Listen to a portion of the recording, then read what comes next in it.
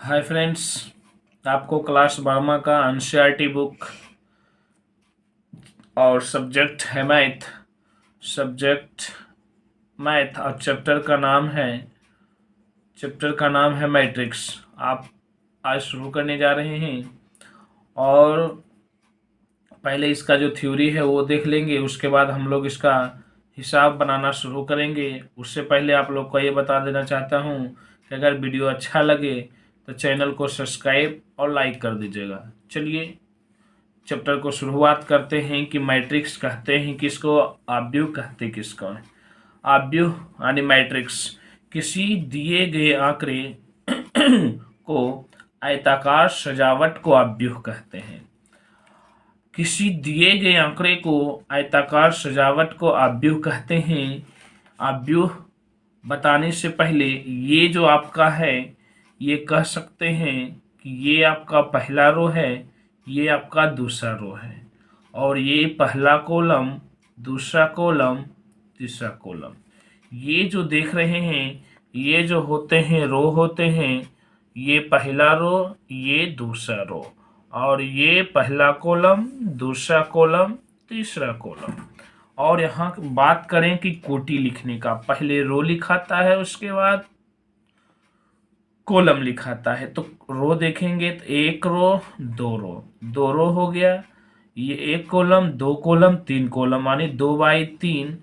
इसको ऑर्डर लिखना है, कोटि लिखना है तो 2/3, यानी 2/3 आपका ऑर्डर हो गया। और उदाहरण की बात करें तो यहाँ से देखिए आपका ये रो हो गया, ये रो हो गया, तो रो है 2, कॉलम कितने, 1 2 3 4, तो 2/4। कोटि देखेंगे तो 2/4।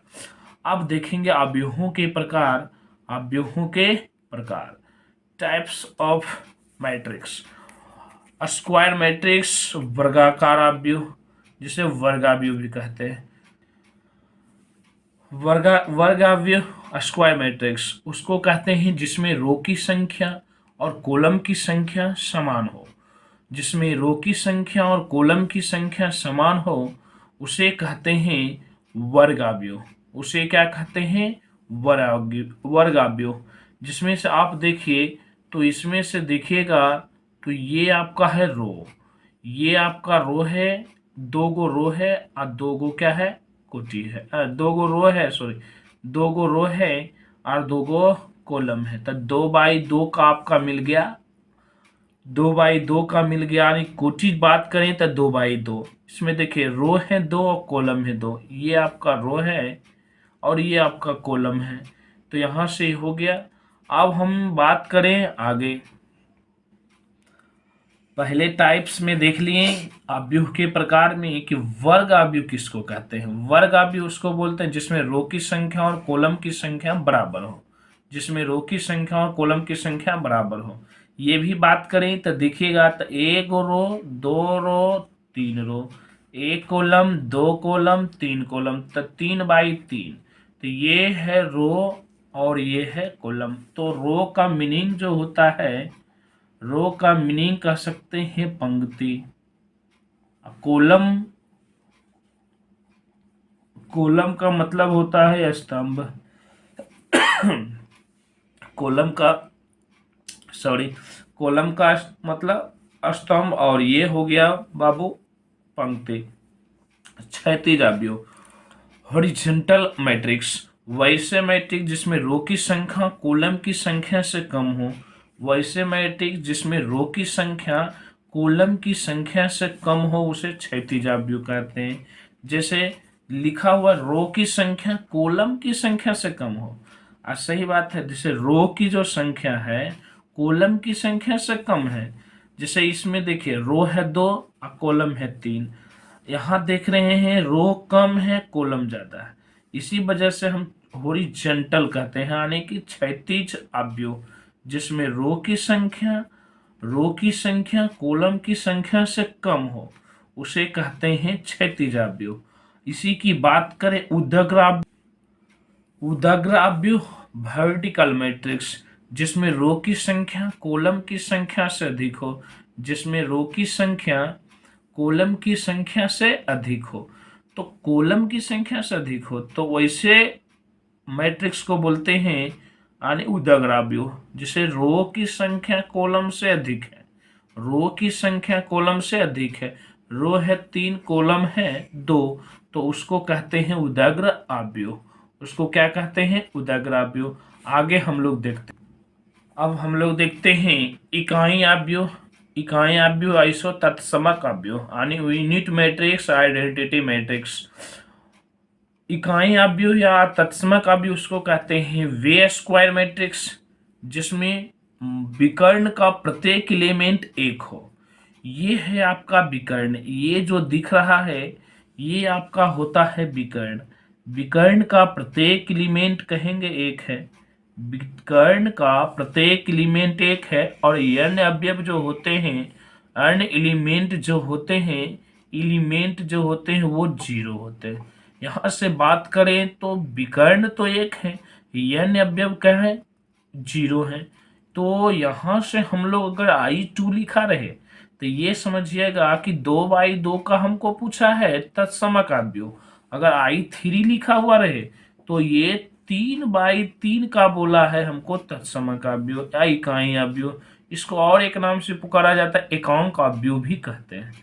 तो यहाँ से देखिएगा विकर्ण, ये आपका विकर्ण है। ये वन यानी कि लिख सकते हैं जिसका विकर्ण एक हो और अन्य अवयव क्या है? 0 है। अन्य अवयव क्या है? 0। उसे कहते हैं इकाई आव्यूह। अब हम लोग देखते हैं अदिश आव्यूह यानी स्केलर मैट्रिक्स क्या होता है। उसको बोलते हैं वे स्क्वायर मैट्रिक्स। स्क्वायर इसलिए बोलना पड़ रहा है क्योंकि रो की संख्या और कॉलम की संख्या समान हो, यानी स्क्वायर मतलब वर्गाकार, जिसमें रो की संख्या और कॉलम की संख्या क्या हो? समान। वे स्क्वायर मैट्रिक्स जिसमें विकर्ण का प्रत्येक एलिमेंट समान हो और अन्य एलिमेंट 0 हो। यहां से देखिएगा तब विकर्ण का प्रत्येक एलिमेंट ये सभी समान। अदिश आव्यूह स्केलर उसको बोलते हैं स्क्वायर मैट्रिक्स जिसमें विकर्ण का प्रत्येक एलिमेंट समान हो। मतलब ये जो विकर्ण होते हैं इसका प्रत्येक एलिमेंट समान हो और n एलिमेंट 0 हो, यानी ये सारे रहेगा 0, तो उसको कहेंगे अदिश आव्यूह। एक एग्जांपल और देख लेते हैं। एक और एग्जांपल देखते हैं विकर्ण जिसका हो समान। तो ये देखिए आपका है विकर्ण जो कि समान, n अवयव क्या है? 0। उसी को बोलते हैं हम लोग अदिश आव्यूह। अब हम लोग देखते हैं विकर्ण आव्यूह डायगोनल मैट्रिक्स। वे स्क्वायर मैट्रिक्स जिसके विकर्ण को छोड़कर n एलिमेंट 0 है, यानी विकर्ण जो आपका ये है, ये जो विकर्ण है ये कह सकते हैं कि ये यानी आपका जो विकर्ण बना हुआ है ये समान नहीं लिखा हुआ कि वे स्क्वायर मैट्रिक्स जिसके विकर्ण को छोड़कर, मतलब ये छोड़कर, यानी ये छोड़कर n एलिमेंट 0 होगा, यानी उसी को बोलते हैं विकर्ण आव्यूह। मतलब विकर्ण को छोड़कर n एलिमेंट जो होगा वो 0 होगा। यहाँ कुछ भी रह सकता है, यहाँ कुछ भी रख सकता है। कुछ भी कहने का मतलब ये हुआ, कुछ भी कहने का मतलब है कि और एग्जाम्पल की बात करें तो यहाँ कुछ भी रह सकता है। 2 0 0 0 1 0 0 0 3। तो मतलब ये भी कह सकते हैं, आपको ये भी कह सकते हैं कि विकर्ण आव्यूह है। मतलब ये भी आपका विकर्ण आव्यूह है। विकर्ण को छोड़कर यानी अवयव 0, यानी ये विकर्ण को छोड़कर ये है आपका विकर्ण, विकर्ण को छोड़कर n अवयव 0।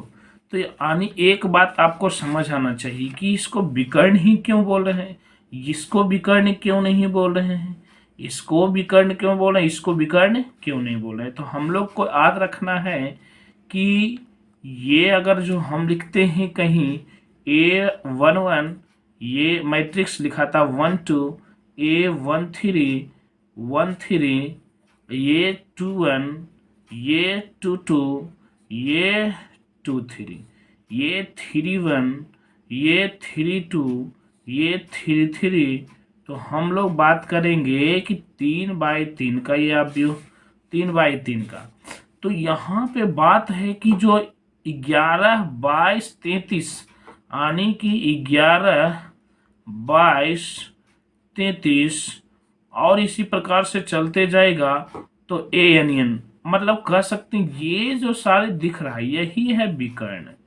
इसी को हम लोग कहते हैं विकर्णावयव, यानी इसी को बोलते हैं विकर्णावयव। तो ध्यान से सुनिएगा कि यही है तुम आपका विकर्ण, ना कि इसको हम लोग बोलेंगे। यहाँ से 1 1 लिखने का मतलब क्या हुआ कि 1 1 आप लिखें क्यों? तो 1 1 लिखने का मतलब ये हुआ कि पहला रो का पहला कॉलम, पहले रो लिखाता है उसके बाद कॉलम। ये पहला रो का पहला कॉलम। अगर 1 2 लिखे हैं तो 1 2 पहला रो का दूसरा कॉलम। और अगर मान लो कुछ भी 1 3 लिखे हैं, यानी 1 3 लिखे हैं, तो 1 3 लिखने का मतलब ये हुआ कि पहला रो का तीसरा कॉलम। अगर मान लो 3 1 लिखे हैं तो ध्यान से देखिएगा ये पहला रो है, ये दूसरा रो है और ये तीसरा रो है। तो 3 1 लिखने का मतलब ये हुआ कि तीसरा रो का पहला कॉलम। अगर 3 3 लिखे हैं, चाहे 3 2 लिखे हैं, तो ये तीसरा रो का दूसरा कॉलम। 3 3 लिखे हैं तो ये तीसरा रो का तीसरा कॉलम। इसको पहला कॉलम, दूसरा कॉलम, तीसरा कॉलम। मान लो 2 2 लिखें, 2 2 लिखने का ये मतलब हुआ कि ये दूसरा रो है और दूसरा कॉलम भी है। तो आप तो समझ गए होंगे, कोशिश इसका याद रखेगा।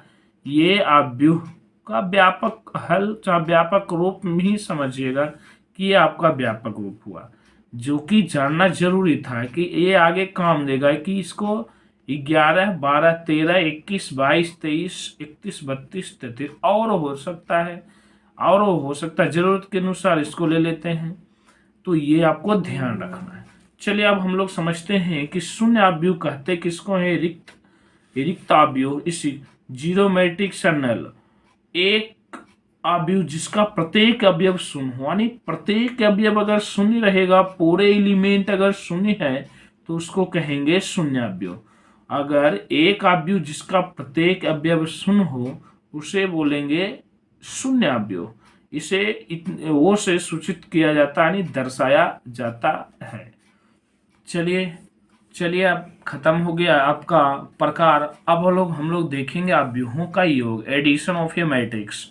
माना कि ए और बी दो समान कोटि का आपको m गुनी n m बाई n का अवयव है, मतलब दो समान कोटि। तो कह सकते हैं कि दोनों का समान, ये भी 2/3, ये भी 2/3, आपको दो समान कोटि का है ना, लिखा हुआ है दो समान कोटि, यही आपका कोटि हो जाता है। अब दोनों को जोड़ना बड़ी आसान है। ये 11 भी बताए थे आप लोग का कि ये 11, तो ये फिर आपका 11 है ना, ये 12 तो ये आपका 12, ये 13 तो ये आपका 13, जो कि अभी जस्ट आपको हम समझाए थे कि ये 11 तो ये 12 तो ये 13, 21, 22, 23, 31, 32, 33 याद रखेगा। ये क्यों ऐसा होता है बता दिए।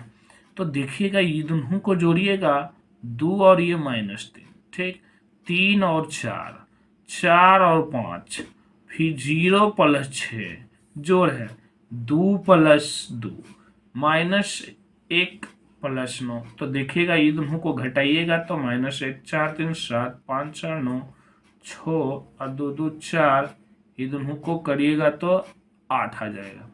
चलिए अब हम लोग देखते हैं, अब देखते हैं डिफरेंस ऑफ टू मैट्रिक्स, यानी दो अवयवों का अंतर। माना कि ए और बी दो समान कोटि के m/n के वाले दो अवयव, मतलब दो समान कोटि के दोनों को घटाव देखते हैं। तो ये अभी जस्ट बताए थे, घटाव कहने का मतलब, अंतर कहने का मतलब घटाव, तो घटा देंगे। यहाँ से देखिएगा कि ये 11 है, ये आपका 11, ये दोनों का काम होगा। तो ये -2 यानी 1 - 2, ठीक, ये माइनस, यहाँ भी माइनस, तो माइनस माइनस दोनों हो जाएगा प्लस। ये माइनस, ये प्लस, प्लस माइनस माइनस, ये माइनस, ये प्लस, माइनस प्लस माइनस। तो ध्यान से देखिएगा, 1 - 2, फिर माइनस माइनस ये प्लस, तो 2 + 1 -4, तो 3 माइनस कितने 4। तो यहाँ से देखिएगा 3 - 5 -1, ये 0 माइनस हो जाएगा, यानी कि कहने का मतलब यहाँ से 0 और ये माइनस कितना 6, तो ये घटेगा तो आपका -1, 2 1 3, तो 4, 3 - 4 -1, ये घटेगा 3 - 5 -2, -1 -0, यानी ये दोनों को घटाइएगा तो यानी कितना -1, 0 -6 -6। तो ये हम सिंपल कहना चाहते हैं, ये दोनों को आप घटाइएगा, ये दोनों को घटाइएगा, लेकिन यहाँ ध्यान रहे, यहाँ भी माइनस, यहाँ भी माइनस, माइनस से गुना कीजिएगा तो माइनस माइनस क्या हो जाएगा प्लस। इसी वजह से 2 1 कितना हो गया 3, ये माइनस इससे में के साथ गुना कीजिएगा तो -4 होगा, जे वजह से 3 - 4 घट के आ गया -1। चलिए अब आपका थ्योरी समाप्त हो गया, आपका थ्योरी समाप्त हो गया। अब लोग हम अगले वीडियो में 5.1 जो भी होगा उसको हम स्टार्ट कर लेंगे, ठीक। या ये आपका यहीं तक रहा, अगले वीडियो मिलते हैं सब।